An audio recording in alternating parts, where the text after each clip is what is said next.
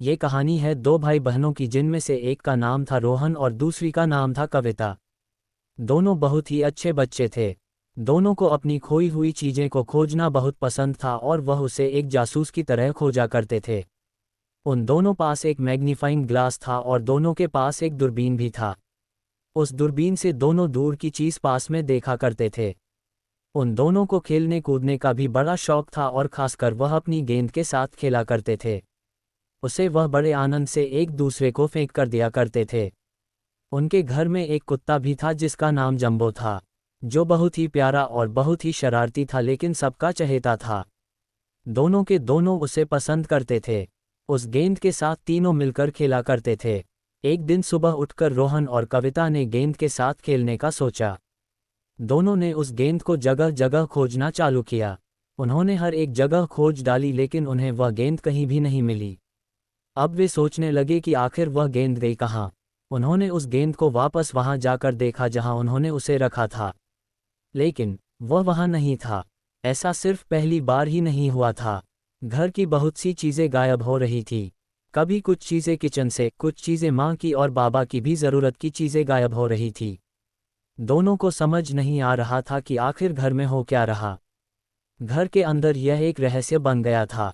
अब ऐसे में बारी थी खोए हुए चीज़ों को खोजने की। अब वह दोनों बनने वाले थे जासूस। एक ऐसे जासूस जो हर एक बात का पता लगा लेते। दोनों जल्द ही इस राज से पर्दा हटाने की आखिर घर में हो क्या रहा है। दोनों ने सर पर टोपी लगाया, दोनों ने कंधे में अपने दूरबीन को लटकाया और हाथ में मैग्नीफाइंग ग्लास लेकर उसे खोजने लगे।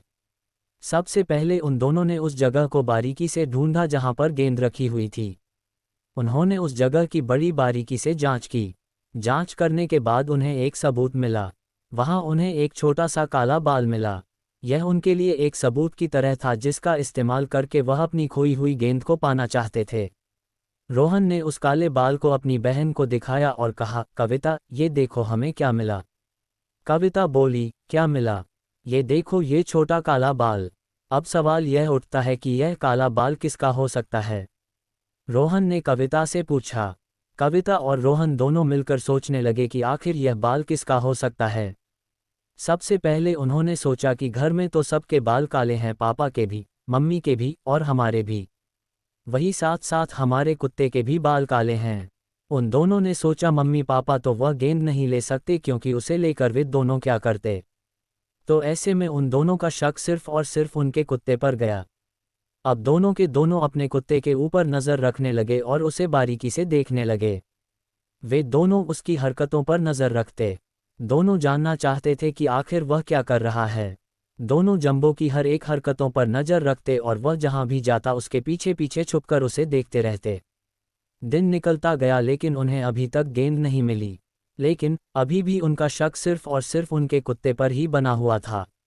एक दिन उन दोनों ने देखा कि उनका वह कुत्ता एक पेड़ के पीछे जाकर गड्ढा खोद रहा था। जंबो की इस हरकत को देखकर वे दोनों हैरान हो गए। फिर सोचने लगे कि आखिर वह कर क्या रहा है। इन दोनों ने उसकी यह हरकत को चुपचाप देखा और जंबो के वहां से जाने तक उसे देखते रहे। फिर कुछ देर बाद कुत्ता वहां से चला गया। फिर दोनों ने मिलकर निर्णय किया कि अब हम वहां जाकर देखते हैं कि आखिर वहां क्या है। अब दोनों उस पेड़ के नीचे गए और उस जगह को अच्छे से देखा। वहां उन दोनों ने गड्ढा खोदा और उस गड्ढे के अंदर उन्हें जो दिखा उसे देखकर वह हैरान हो गए। उस जगह पर घर के ऐसे बहुत सारे सामान थे जिसे कुत्ते ने लाकर वहां छुपाया था और साथ ही साथ वहां पर उन दोनों की गेंद भी थी। उन सारे सामान को वे दोनों घर के अंदर ले गए और माँ पापा को दिखाया और बताया कि हमारा जंबो कितना शैतान है जो घर के सामान को जगह जगह छुपाया करता है।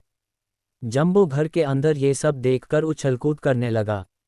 इस तरह से दोनों ने अपनी खोई हुई गेंद को वापस खोज निकाला और कहलाए छोटे जासूस।